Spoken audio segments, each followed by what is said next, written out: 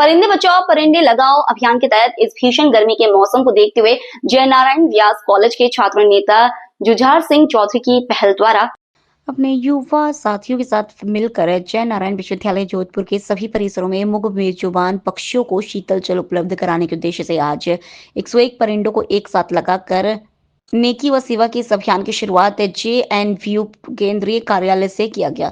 इस मौके पर युवा साथी सवाई चौधरी, सोमराज, मनोहर लाल नेहरा, जयप्रकाश, गोपाल, महेंद्र, कैलाश उपस्थित रहे। साथ ही जुझार सिंह चौधरी ने सभी का आभार प्रकट कर धन्यवाद देकर आग्रह किया। नियमित रूप से मुख्य पक्षियों के इन परिंदों को दोनों समय शीतल जल से भरकर अपनी ओर से इन पक्षियों हेतु सेवाएं प्रदान रखें। विद्यालय के तमाम युवा साथियों के साथ मिलकर परिंदे बचाओ परिंदे अभियान की शुरुआत करने जा रहे हैं, जिसके तहत हम विश्वविद्यालय के प्रत्येक परिसर में 101 परिंदे लगाएंगे।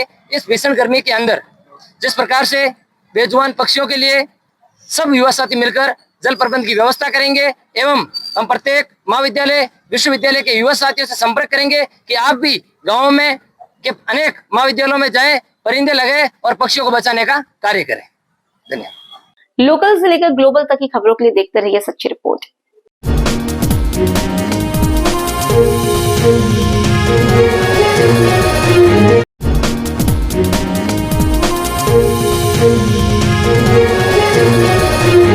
संविधान निर्माता एवं भारत रत्न डॉक्टर भीमराव अंबेडकर की 134वीं जयंती के अवसर पर सोमवार शाम को तकतगढ़ नगर पालिका प्रशासन के संयुक्त तत्वाधान में तकतगढ़ कस्बे के नेहरू रोड स्थित अम्बेडकर सर्कल पर 2 वर्षों से स्थापित अम्बेडकर की मूर्ति का सोमवार शाम 6 बजे पशुपालन, डेयरी विभाग एवं कैबिनेट मंत्री जोराराम कुमावत, नगर पालिका अध्यक्ष ललित राकावत, उपाध्यक्ष मनोज नामा, प्रतिपक्ष नेता अनराज मेवाड़ा, नायब तहसीलदार दशरथ सिंह एवं अम्बेडकर युवा संघ के अध्यक्ष खीमाराम मेघवाल एवं समस्त बोर्ड के जनप्रतिनिधियों सहित नगर वासियों की उपस्थिति में पंडित निर्मल शास्त्री के सानिध्य में विधिवत अनावरण एवं तालाब सौंदर्यीकरण के दूसरे फेज में 2 करोड़ 34 लाख रुपए की लागत से गार्डन निर्माण कार्य का शिलान्यास भी किया।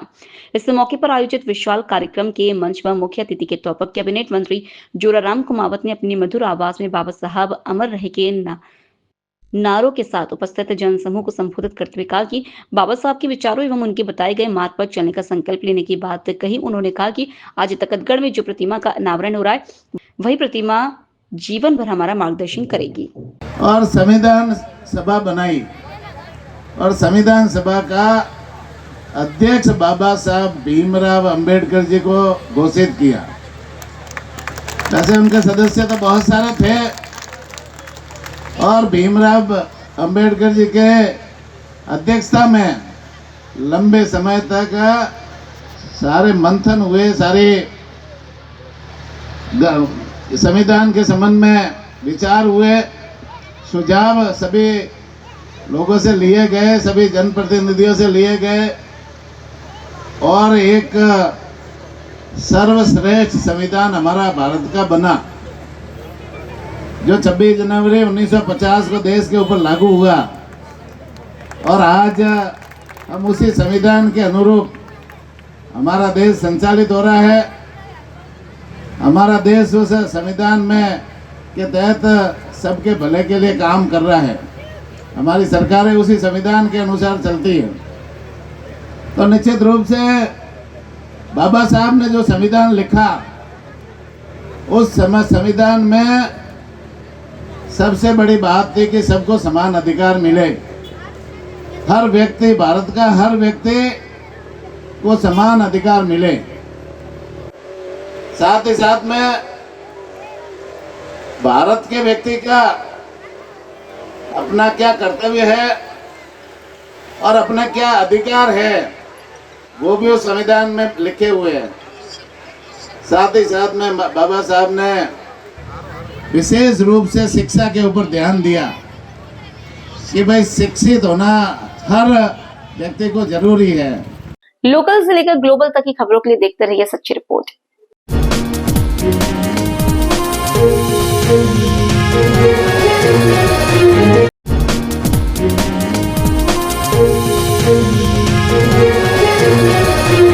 पाली जिला मुख्यालय पर केंद्र सरकार द्वारा घरेलू गैस में 50 रुपए की बढ़ोतरी करने, डीजल और पेट्रोल की रेट में भी बढ़ोतरी करने पर आज महिला कांग्रेस ने विरोध प्रदर्शन किया। सैकड़ों की तादाद में महिला कांग्रेस के तत्वाधान में सैकड़ों महिलाओं ने राज्य सरकार के नाम जिला कलेक्टर को ज्ञापन सौंपा। ज्ञापन में बताया कि एक तरफ महंगाई की मार से घर चलाना मुश्किल हो रहा है, दूसरी ओर केंद्र सरकार बार बार घरेलू गैस में बढ़ोतरी कर रही है। तुरंत प्रभाव से की गई बढ़ोतरी वापस लेने की इन महिलाओं द्वारा मांग की गई एवं सरकार के नाम ज्ञापन सौंपा गया। ज्ञापन दे गया। आज हम महिला कांग्रेस पाली सब मिलकर यहाँ पर ज्ञापन देने आए हैं कि हाल ही में जो 50 रुपये रसोई गैस पे बढ़ाए गए हैं, हम उसका विरोध करते हैं। ऑलरेडी महंगाई ने हमारी कमर तोड़ रखी है, ऐसे में 50 रुपये घरेलू गैस पे अचानक बढ़ जाना, पेट्रोल डीजल की कीमतों में 2 रुपये की वृद्धि होने से हम बहुत ही पीड़ित हैं और हम प्रभावित हुए हैं। इसलिए हम महिला कांग्रेस हमारा दर्द लेकर कलेक्टर साहब के पास आए हैं कि हमारी सुनाई जाए और हमारे को न्याय मिले। लोकल से लेकर ग्लोबल तक की खबरों के लिए देखते रहिए सच्ची रिपोर्ट।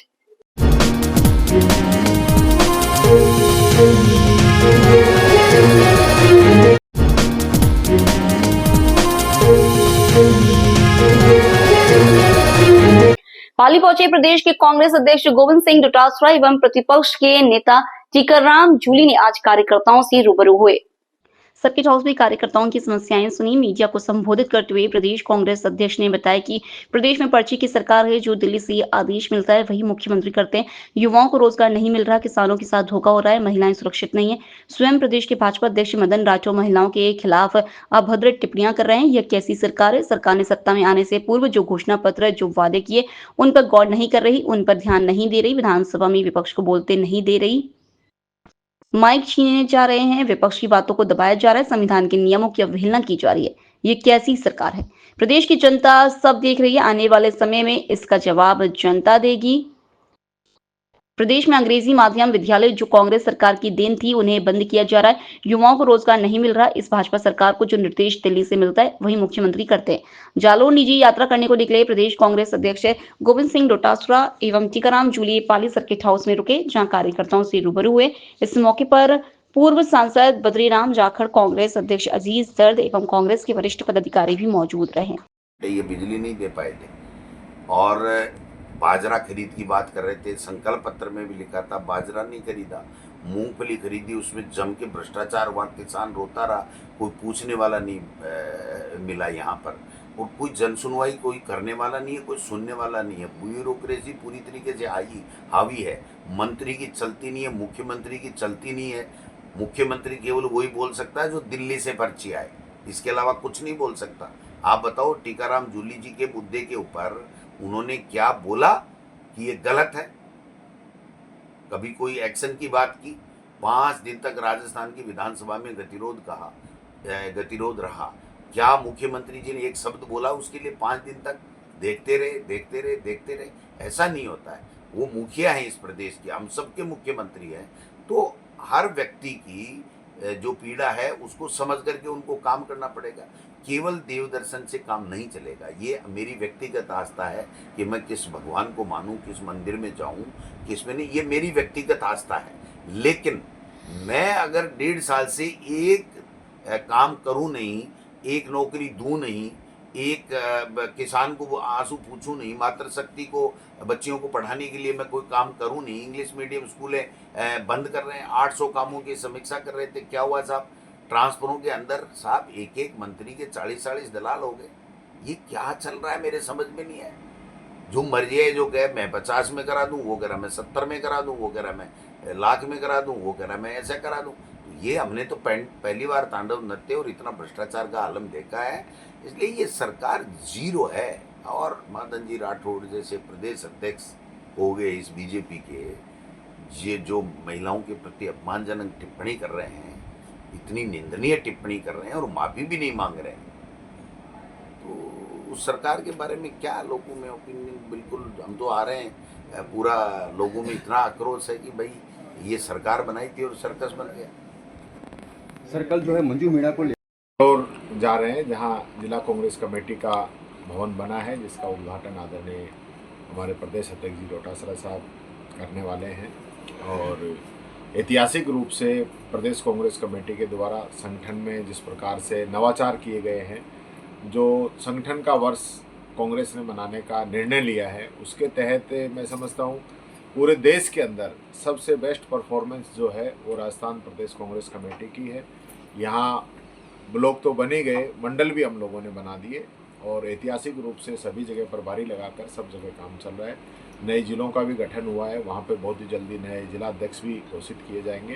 तो एक पूरा जो सिस्टम है उसको ओवरऑल करने का काम किया है, जिसमें जो कार्यकर्ता काम करने वाले हैं उनको मौका मिल रहा है, जो काम नहीं कर रहे हैं सिर्फ पद लेके बैठे हैं उनकी छुट्टी भी कर रहे हैं। तो ये ऐतिहासिक निर्णय डोटासरा जी ने लिया है और आने वाले समय में जिलों के अंदर जो है प्रशिक्षण अभियान भी चलाया जाएगा।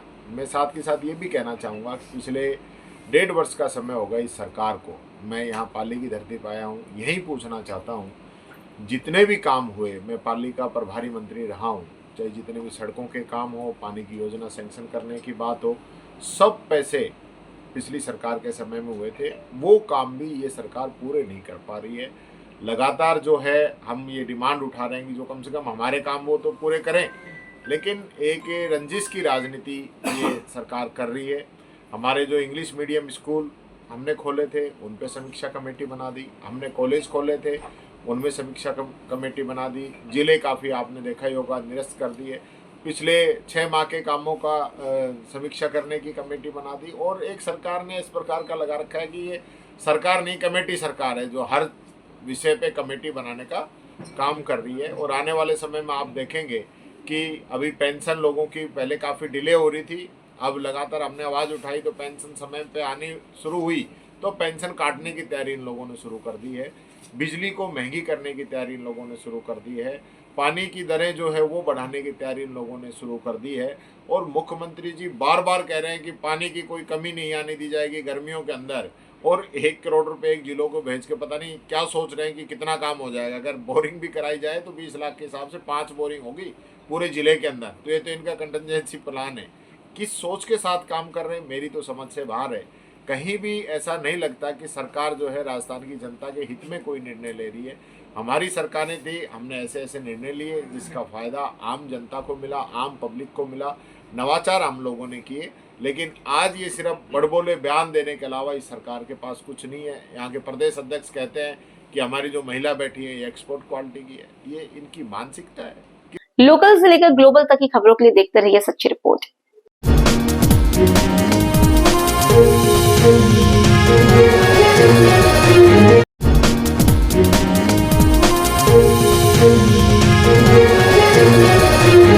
जिला कलेक्टर की शुरू की गई परिंदों के लिए परिंदे अभियान की जिले भर में तारीफ हो रही है। भीषण गर्मी में पक्षियों और बेजुबान जानवरों के लिए शुरू किया गया परिंदा अभियान में जांगीर नवयोग मंडल जवाली द्वारा आज 1100 परिंदे लगाने का अभियान शुरू किया गया है। जिला कलेक्टर एलएन मंत्री ने जांगीर नवयुवक मंडल का आभार व्यक्त किया। मीडिया को जानकारी देते हुए जिला कलेक्टर ने बताया कि जिले में इस महीने में 40,000 परिंदे लगाए जाएंगे, तो वहीं जिले भर में 1 लाख परिंदे लगाने का लक्ष्य रखा गया है, जिस पर विभिन्न सामाजिक संगठन लगे हुए हैं। भीषण गर्मी से राहत के लिए इन बेजुबान पक्षियों के पीने के पानी के लिए हर किसी को आगे आना चाहिए और अपने घरों के बाहर एवं पेड़ों पर पक्षियों के लिए परिंदे जरूर लगाएं। नमस्कार, आप सभी का आज के प्रोग्राम में स्वागत है। और ये परिंदे का जो कार्यक्रम है ये पाली की प्रेरणा है, कोई प्रशासनिक कार्यक्रम नहीं है, आप सबका अपना कार्यक्रम है। और इस कार्यक्रम की मूल मंशा जो है वो प्राणी मात्र के प्रति संवेदना रखी जानी है। गर्मियों का मौसम आ रहा है, ये सांकेतिक चीज़ है। इसके माध्यम से न सिर्फ प्राणियों के लिए, इंसानों के लिए, पशुओं के लिए, पक्षियों के लिए हम लोग संवेदनाएं रखें, कम से कम उनके लिए पेयजल की व्यवस्था हम लोग कर पाएँ।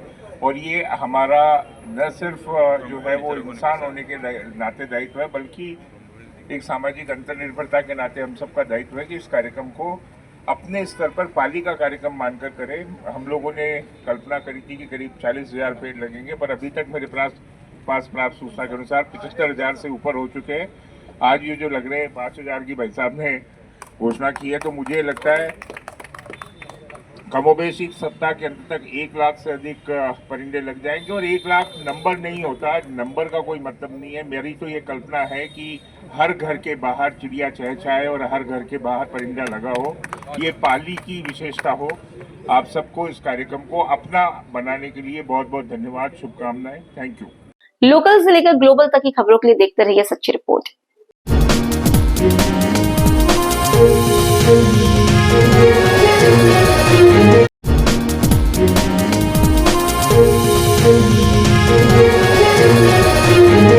मारवा जंक्शन के मांडरा ग्राम पंचायत समिति बनाने की मांग को लेकर आज 13 गांवों के सरपंच, सभी वार्ड पंच एवं सैकड़ों ग्रामवासियों ने उपखंड अधिकारी महावीर सिंह को ज्ञापन सौंपा।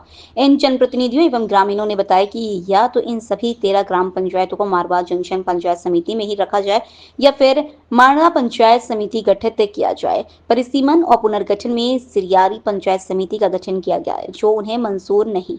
भौगोलिक दृष्टि से एवं दूरी की दृष्टि से सिरियारी उनसे दूर पड़ती है, जबकि मांडा गांव के आसपास इन ग्राम पंचायत को सीधा लाभ मिलेगा।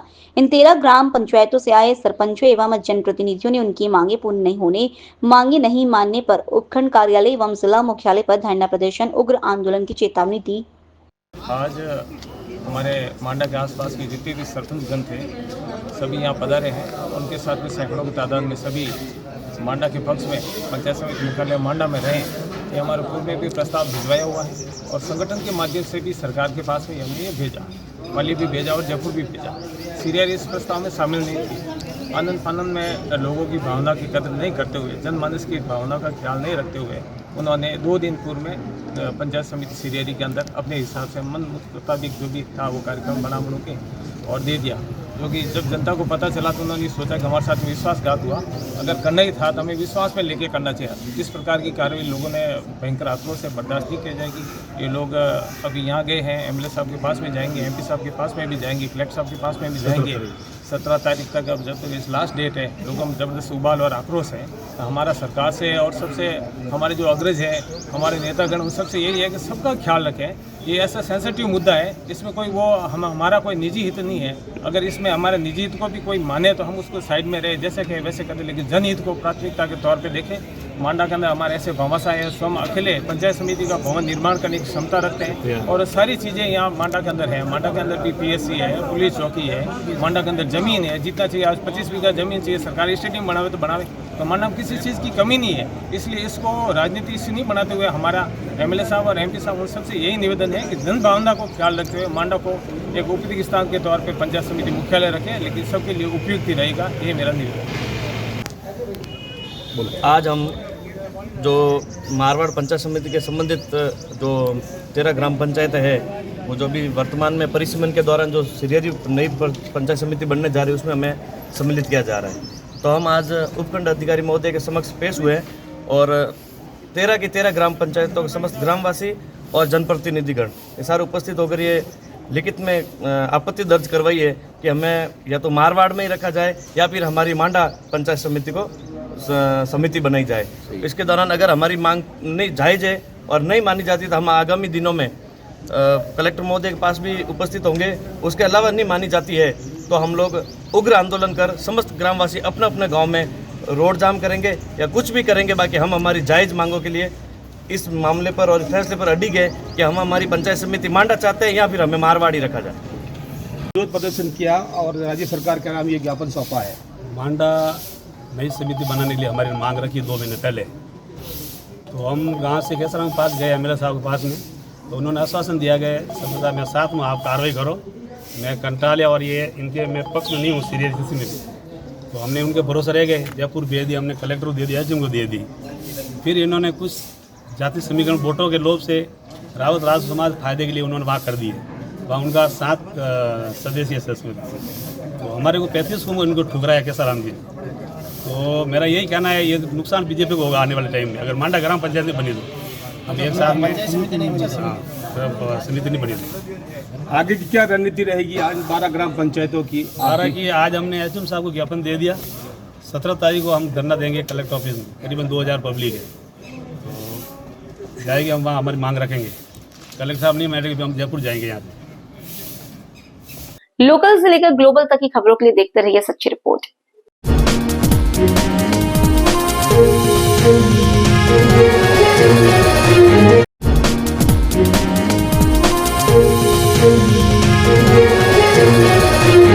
पंजाबी समाज का हर्षोल्लास का पर्व बैसाखी जिले में हर्ष और उल्लास के साथ मनाया गया। शहर में आयोजित कार्यक्रमों में बैसाखी के दिन कार्यक्रमों की खासी धूम रही। ऐसी मान्यता है कि खुशियों का त्योहार बैसाखी अच्छी फसल होने पर ईश्वर को धन्यवाद देने के रूप में मनाया जाता है। इसके साथ ही खालसा पंथ की स्थापना भी बैसाखी पर हुई थी। इस खुशी के त्योहार को मनाने के लिए अलवर की अतुल्य पंजाबी महासभा और राष्ट्रीय पंजाबी महासंघ के संयुक्त तत्वाधान में शहर के मोती डूंगरी स्थित स्वरूप विलास होटल पैलेस में सांस्कृतिक कार्यक्रम का आयोजन किया गया। कार्यक्रम के संयोजक सौरभ कालरा और राजू धवन ने बताया कि बैसाखी पर्व पर सांस्कृतिक कार्यक्रम के आयोजन का मुख्य उद्देश्य समाज के पारंपरिक त्योहार पर समाज का स्नेह मिलन करवाना था। वहीं कार्यक्रम से जुड़े पंकज खत्री ने बताया कि इस कार्यक्रम में राजस्थान के अलावा दिल्ली, गुरुग्राम, फरीदाबाद के पंजाबी समाज के लोगों ने शिरकत की।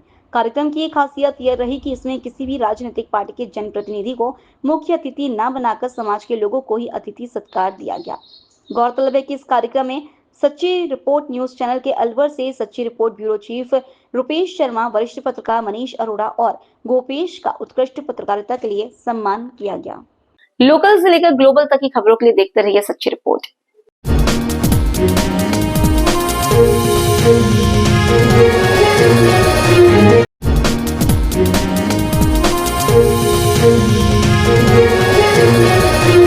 भरतपुर जिले के उपखंड के गांव नेवाड़ा में बाबा साहेब डॉक्टर भीमराव अंबेडकर जी की 134वीं जयंती सर्व समाज द्वारा बहुत ही हर्षोल्लास के साथ मनाई गई। धर्म सिंह फौजी ने बताया कि डॉक्टर भीमराव अंबेडकर जयंती गांव नेवाड़ा में सर्व समाज द्वारा पूर्ण हर्षोल्लास एवं सहयोग के साथ मनाई। सर्व समाज के पूर्ण सहयोग द्वारा नगला नहकी से नेवाड़ा गांव से होते हुए सामुदायिक भवन जाटव बस्ती नेवाड़ा तक भव्य शोभा यात्रा का आयोजन किया गया, जिसमें 400-500 लोगों ने 5-6 झांकियों के साथ एवं 70-80 बाइक सवारों के साथ शांतिपूर्वक शालीनता से रैली का आयोजन किया, जिसमें सर्व समाज का आर्थिक और सामाजिक रूप से सहयोग प्राप्त हुआ।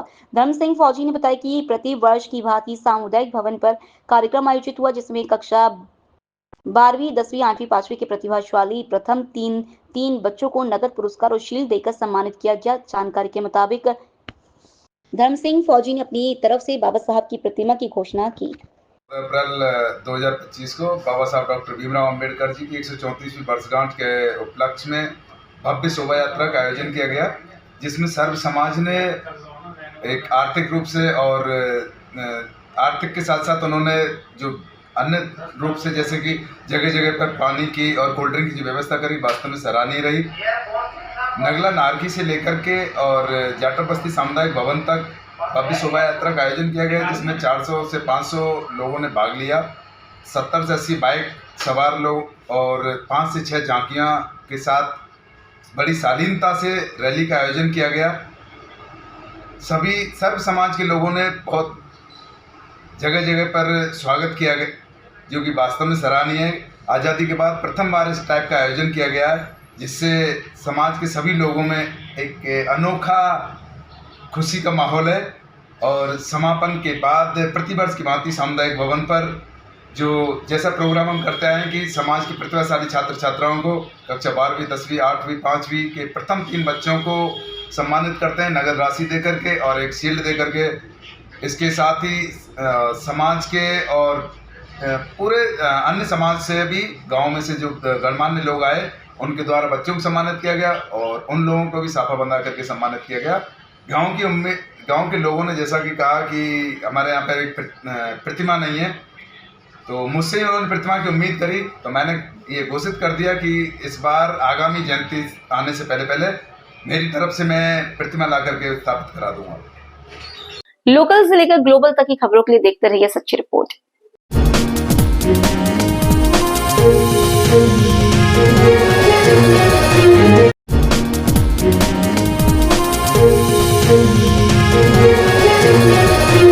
मारवा जंक्शन के मगरा क्षेत्र से आए सैकड़ों की तादाद में ग्रामीणों ने नव सृजित ग्राम पंचायत गोलकी के गठन पर आपत्ति जताते हुए और ग्राम हलावट को स्वतंत्र ग्राम पंचायत का दर्जा देने की मांग को लेकर सोमवार को ग्रामीणों ने उपखंड अधिकारी को एक ज्ञापन सौंपा। ज्ञापन में बताया गया कि यदि हलावट को ग्राम पंचायत घोषित किया जाता है तो देलपुरा, सोढ़ा का ढाणा, सिमाल, राणा नाड़ी सहित आसपास के अन्य गांवों के लोगों को लाभ मिलेगा। ग्रामीणों का कहना है कि हलावट भौगोलिक रूप से केंद्र में स्थित है और मूलभूत सुविधाएं वहां आसानी से उपलब्ध हो सकती है। इस दौरान ज्ञापन सौंपने पहुंचे सैकड़ों ग्रामीणों ने एकजुट होकर अपनी मांग रखी और जनहित में उचित निर्णय लेने की अपील की। साथ ही ग्रामीणों ने बताया कि अगर ग्राम वासियों की मांग पर ध्यान नहीं दिया गया तो उपखंड कार्यालय एवं जिला मुख्यालय पर उग्र आंदोलन शुरू किया जाएगा। जो नवनिर्मित ग्राम पंचायत गोलकी का जो पुनर्गठन पास होने के बाद गोलकी का जो सेंटर पॉइंट नहीं होने की वजह से 5 राजस्व गांव के लोग यहाँ उपखंड अधिकारी को हम ज्ञापन देने आए हैं। इससे हमने आपत्ति जताई है। हमारे को नई ग्राम पंचायत हलावट में है, वहाँ जमीन भी उपलब्ध है और वहाँ से लगभग 5 राजस्व गांव है जो उस जगह से लगभग 1 किलोमीटर अंदर जुड़े हुए हैं। पहले भी हमारी ग्राम पंचायत 8 किलोमीटर दूर थी और अभी हमारे साथ सौतेला व्यवहार किया जा रहा है। हमारे को वापस 7 किलोमीटर और दूर जाना पड़ेगा अगर गोल की पंचायत बनती है तो। और हमें इसके लिए हम आपत्ति देने के लिए 5 गांव के लोग आए हैं। आज तो कम संख्या में, अगर ज़रूरत पड़ी तो हम भूख हड़ताल धरने पे भी बैठेंगे, लेकिन जनता के साथ जो धोखा हो रहा है वो हमें कभी बर्दाश्त नहीं कर पाएंगे। लोकल से लेकर ग्लोबल तक की खबरों के लिए देखते रहिए सच्ची रिपोर्ट।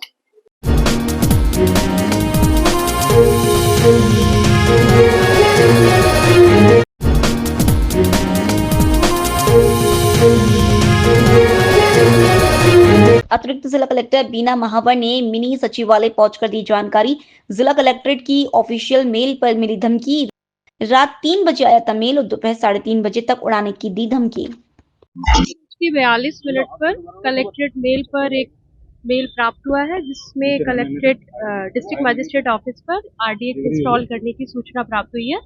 उस सूचना के प्राप्त होने के बाद में पुलिस और प्रशासन दोनों के द्वारा एहतियातन जो कलेक्ट्रेट का ऑफिस है उसको खाली करा लिया गया है। उस पर जो कंट्रोल रूम में कार्मिक तैनात थे, सफाई करने थे, उनको बाहर निकाल दिया गया है।